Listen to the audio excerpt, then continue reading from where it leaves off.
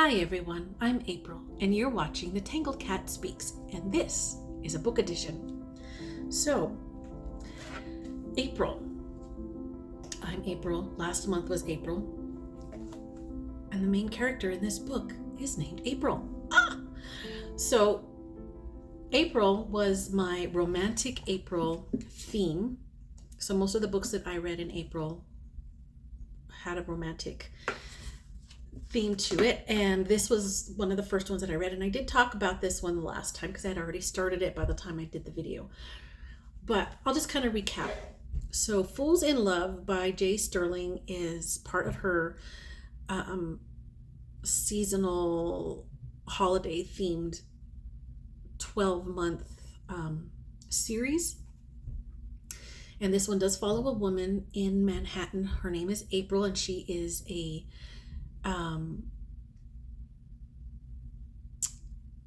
very successful matchmaker, and she gets sort of bamboozled to be present at a auction where they're auctioning off eligible men for a charity, and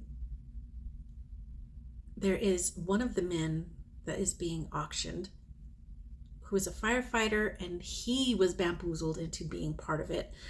Neither one of them want to be there, and lo and behold, they end up together. Sparks fly. There's misunderstandings, and then there's reconciliation. It's very fast paced. They're super short, very fast paced, very predictable, but very fun. And again, her books they have some spicy sexy time, but very, very little, and it's quick. You don't have to worry about it page after page after page. So I did finish that one. I enjoyed it. The other one that I read was Nancy Nagel's The Wedding Ranch. Now this follows a woman, Lori, who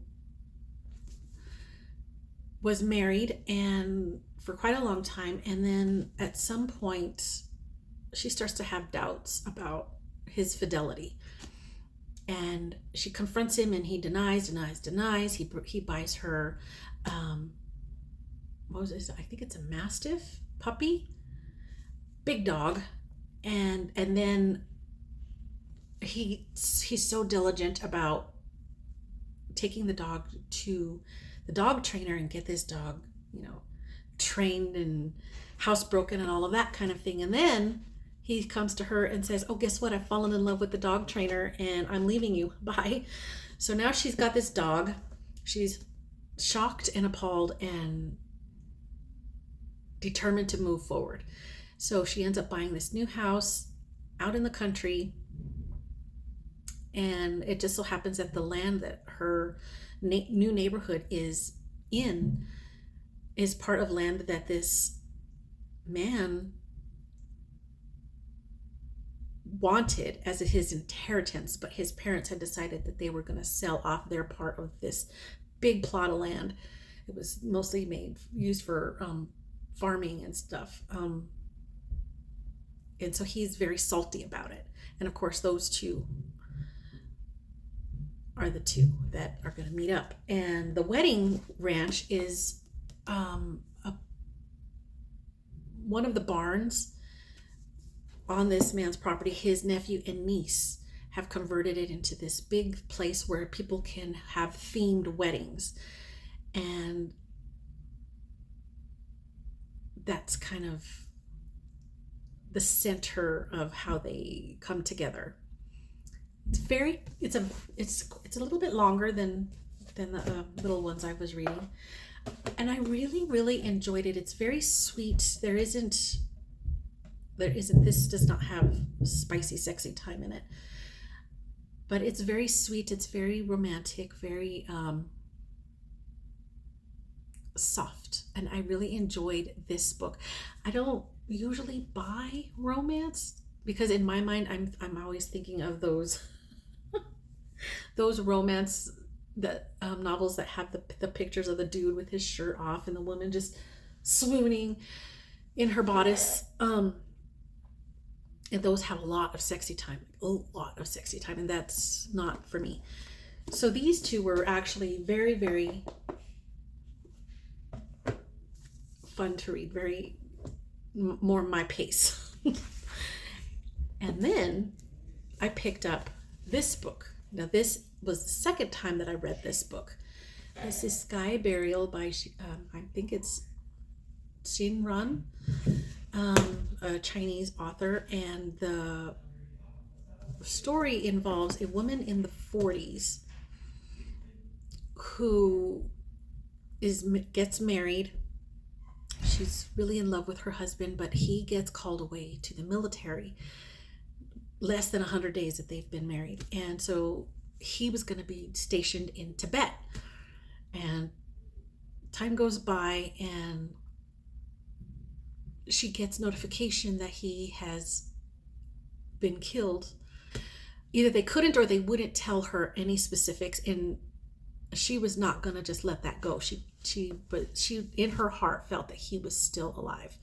And so she decides to, as a doctor, she's a doctor, and she decides to go ahead and join the military and try to get herself stationed in Tibet to go look for him.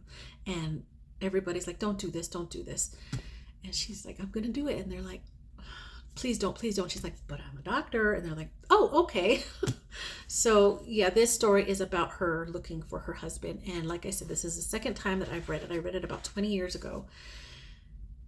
And it is a very different kind of love story. And it is just so simple and beautiful. It doesn't have a whole lot of flowery words or anything like that.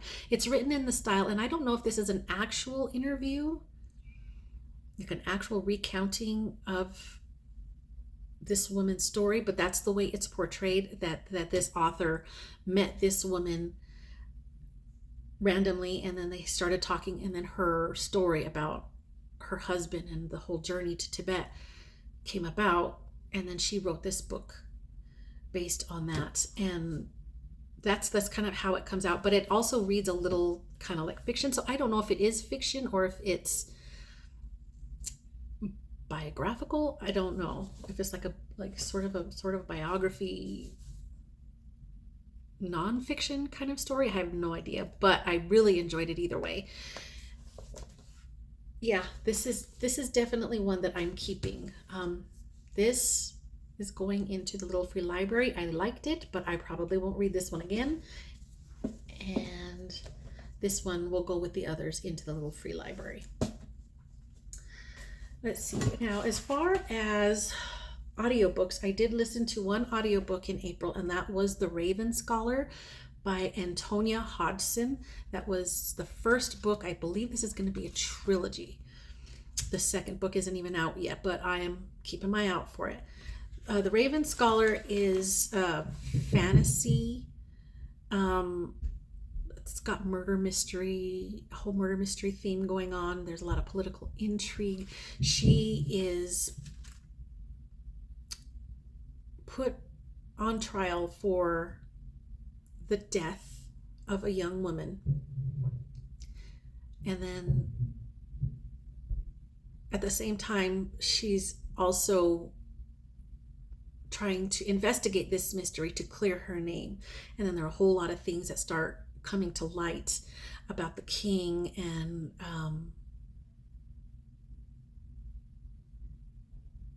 who the next successor is supposed to be, and just a lot of political intrigue. And so that's what we're, and I'm assuming that the second and third book are going to delve more into what she finds out.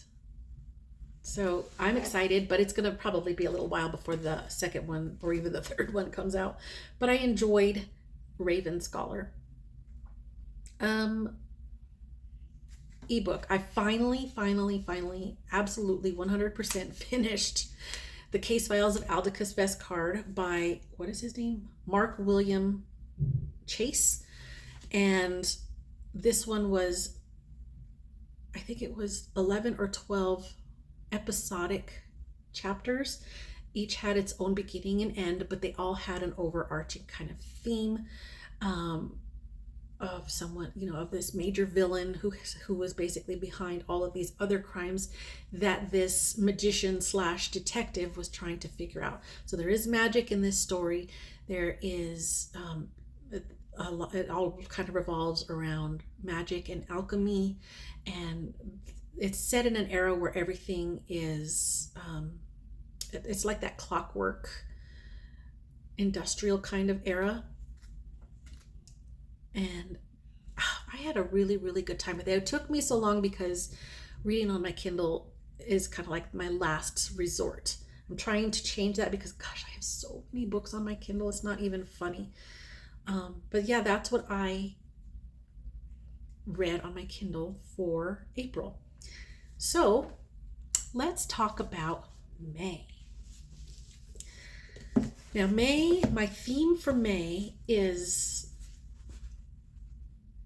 either horror, because I know several booktubers, particularly Michael K. Vaughan. He's one that I watch a lot, and they talk about horror mayhem. So May is horror mayhem. So I have a horror story a couple of horror stories to read, and then my own theme is New Mexico authors for May. And as far as the New Mexico authors, I chose Roger Zelazny. He lived in Santa Fe up until he died. I think he lived in Santa Fe, New Mexico for 20 some years. So that's where he fits in there. Now, this one is the second book, the sequel to, or companion novel, I should say, to The Changing Lands that I read in February. I was going to read this. I was going to read this in April, but I didn't get a chance to. So I am definitely reading it now in May. This book follows one of the main characters from The Changing Lands. In The Changing Lands, you learn that he is resurrected after having been dead for hundreds of years. And that whole time that he was dead, he was basically in hell. He was struggling in hell. And so when he gets resurrected in The Changing Lands, his whole focus is a vendetta. He is trying to get the person who killed him. This book follows the time after he gets resurrected and released from hell, but before he starts on his quest for the Changing Land. So this is sort of a backstory on him, and it's quite short, so I think I'll get through it. And it's a fantasy. Very excited for that because I really did like The Changing Lands. It's a very quirky, very interesting, was it 1970s or 1980s style? Yeah, it's 1982. I think The Changing Lands was 79, maybe it was 80, but early 80s fantasy. And this one is the other one that I'm going to read by him, another short one, Jack of Shadows. And this is about a guy named Jack who lives in the realm of shadows. He is a thief, but he is unjustly punished for something. I don't know what, because I haven't started it. But basically this book is about another vendetta. He's out to figure out who the heck is he's taking punishment for, how he got framed. So he's going to be figuring that out. It is also a fantasy, if you didn't know, by him being from the shadow realm. Yeah, I don't really know much more about what this is, but I'm excited because so far I am enjoying Roger Zelazny. So the horror I've already started to read. This is a book by Jeremy Wagner called The Armageddon Cord. I don't know why I bought this book.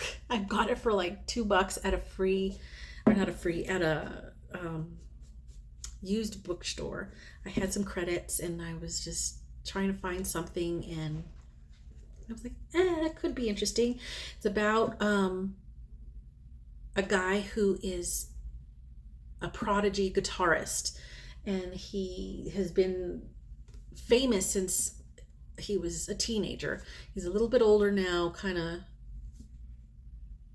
not really feeling it as much anymore, but he's still really good. And it turns out that there is some dark forces that are trying to unleash basically the devil, basically evil on earth, and they need his guitar skills to do it, hence the Armageddon chord. Now, I read the first 6 chapters and I can't get into it. I don't like it. I can't even really say why. It's just very, I don't know. It's just, I don't like the writing style. I can't get into it. And it's, I don't know. I really don't know how to explain what it is I don't like. I just don't like it. I keep reading it and I keep wanting to, every time I'm just rolling my eyes. Every couple of pages, I'm like, what are we talking about? I'm not enjoying this at all. There's a whole bunch of people, like, you don't like him because he's just salty. There's a guy crawling through this tomb he's one of the ones that's trying to unleash this dark force, and he's just a rotten person. It just, so far, everybody in this book is just rotten. I don't like any of the characters. Maybe he could redeem himself. I don't know. I don't know. So far don't know how this is going to end up as a horror. Because right now it just seems like killing for the sake of killing, but it's not really scary. You know what I mean? There are 27 chapters. I've read 6 and I can't. And that's about 20%. I'm going to stop there and just put this in the little free library. Maybe somebody else will find it enjoyable, but yeah, no, not doing it. I'm not going to continue with it because, like I say, I just, every couple of pages, I'm just rolling my eyes. I don't like it. Not into it. So this one is a no. As far as the other horror, I do have another horror, and this is going to be on my Kindle. It is a short, I think it's like 135 pages or something, story called The Boats of Glencarrig by William Hope Hodgson. It's an older, I believe, like a classic story. And it's about a ship that is shipwrecked in the Sargasso Sea, and there are monsters. I don't know what kind of monsters, but I want to find out. So that's going to be my other attempt at horror for May. So the next installment in the J. Sterling Holiday monthly series is Spring's Second Chance. And let's see. I was engaged to my high school boyfriend, about to get married and live a life I no longer wanted. After breaking up, he insisted that I go on our planned honeymoon anyway. And I wasn't about to say no. So she goes on her honeymoon alone, apparently. I have not started this yet. We shall see. But like I say, I've already read 4 in this series, and I'm enjoying them. I'm enjoying them for what they are. They're not, profound reading or anything like that. But I'm enjoying it. And then just because, and this is only if I have time. This is a rather big book, and it is nonfiction. But if I have time, I want to read Dodge City by Tom Clavin. And this is going to talk about, it says, the wickedest town in the American West. Wyatt Earp, Bat Masterson, all of these famous names from Dodge City. What is it? Kansas. Again, this is nonfiction, but I have heard that this kind of reads very easy. So it's not gonna, hopefully it's not gonna be dry. That's from what I've heard other people say about it. And I've been wanting to read this one for a while, but it just kind of kept getting pushed back and pushed back and pushed back. There is a YouTuber. I don't think I have my list here. I think it's her channel is called Chantel Reads.